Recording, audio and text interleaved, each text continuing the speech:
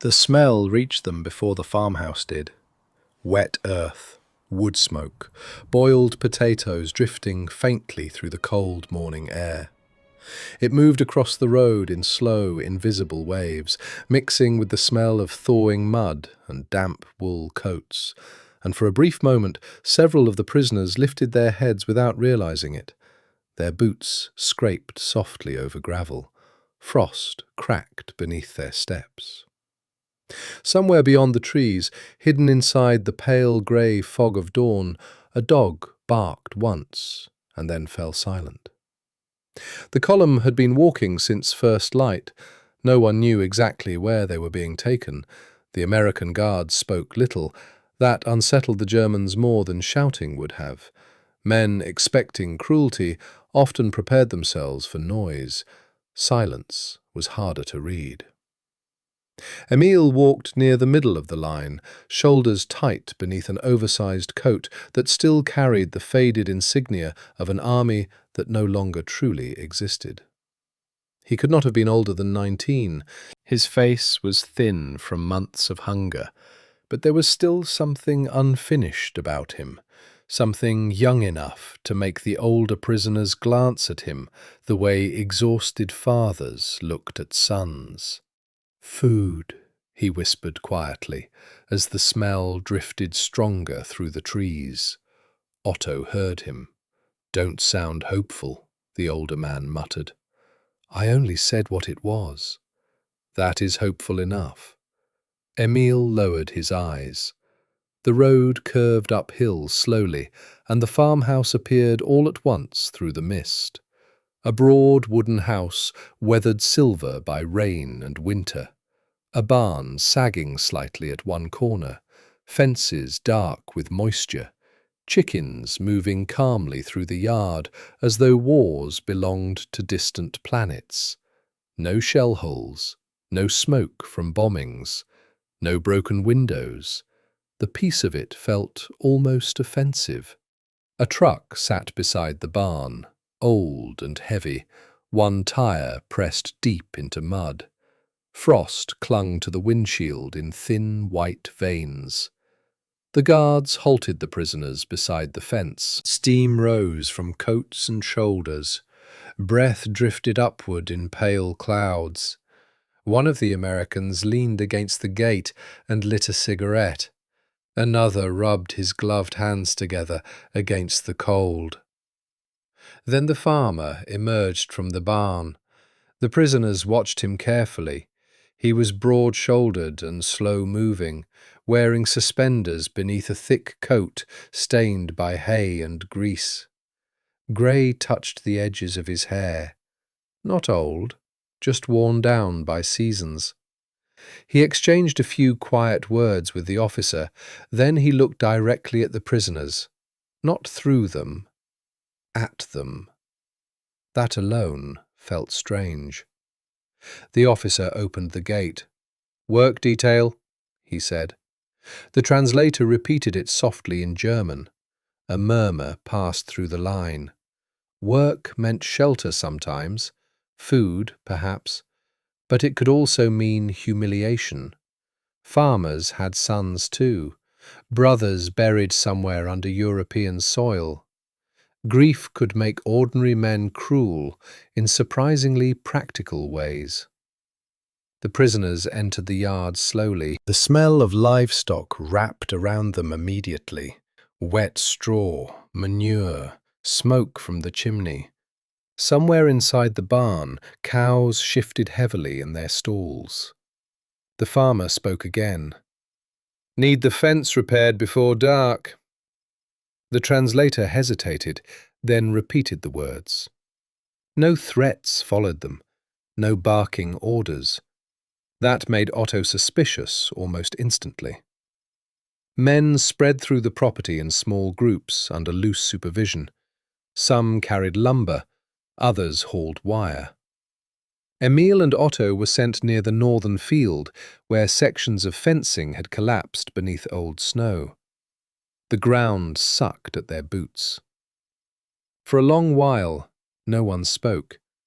Only the sound of hammers, wire stretching tight, crows moving overhead against the pale sky. Eventually, Emile glanced toward the farmhouse porch.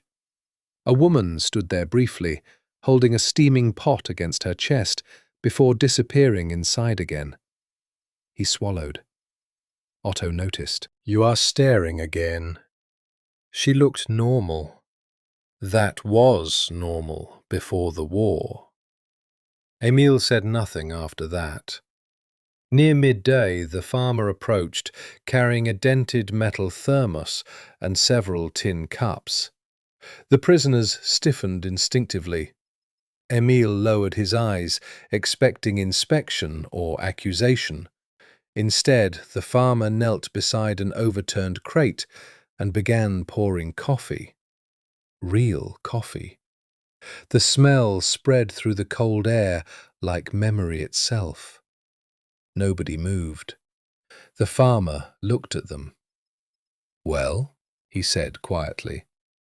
The translator repeated the invitation, though he barely needed to. Still, the prisoners hesitated. Otto stepped forward first, cautiously accepting a cup as though it might conceal a trick. His rough fingers trembled slightly from cold as he lifted it toward his mouth.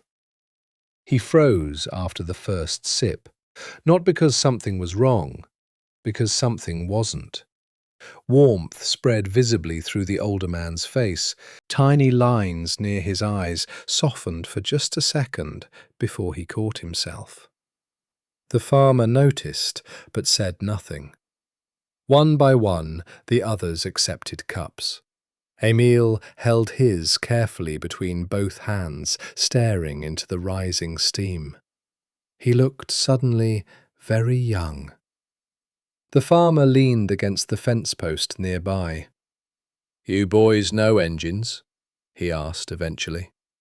The translator blinked in surprise before repeating it. A few prisoners exchanged uncertain glances. Nobody answered immediately. Then Otto nodded once toward the truck near the barn. "A little." The farmer grunted softly. "Truck won't start." Silence settled again. A cold wind moved through the field, rattling the loose wire beside them. Then the farmer said something none of them expected. "You can borrow the truck after work, if you get it running." The translator stopped halfway through the sentence. "What?" The farmer repeated himself calmly. The translator stared at him before reluctantly turning back toward the prisoners. "He says, if we repair it, we may use the truck." No one reacted at first. The sentence simply hung there in the cold air, impossible to understand.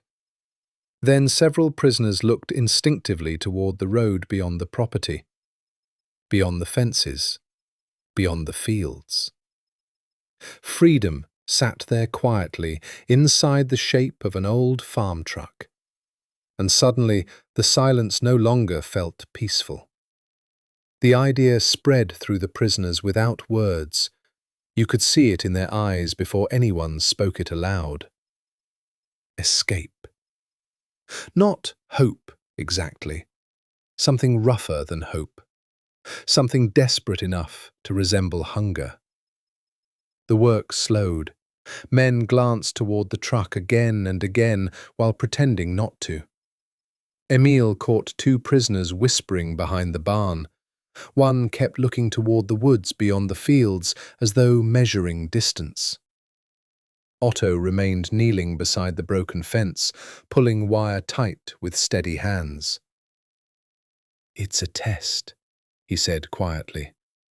Emile crouched beside him. "Why offer it then? To see who runs. And if no one does?" Otto pulled harder on the wire until it groaned softly. Then perhaps he learned something else. The thought settled heavily between them. By afternoon, the sky had darkened into the dull iron colour that came before snow. The truck sat untouched near the barn, almost patient in its stillness. Eventually, the farmer approached, carrying a toolbox. "Well?" he asked. One of the prisoners who had worked as a mechanic before the war stepped forward cautiously. His name was Karl, thin-faced, hollow-eyed, older than Emil, but younger than Otto. He wiped grease from his fingers onto his coat. "Battery, maybe," he muttered after inspecting the engine. The translator repeated it. The farmer shrugged. "Take a look." Again that strange openness, again that absence of suspicion. Karl climbed into the truck slowly, while the others gathered nearby, pretending not to care. The hood lifted. Metal clanged softly. Tools scraped against rusted bolts. The American guards barely watched. That frightened the prisoners more than rifles would have. Hours passed.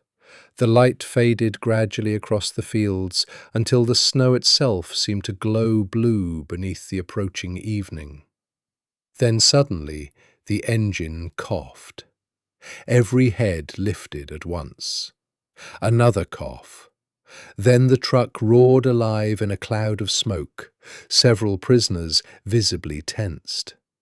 Karl stared through the windshield in disbelief.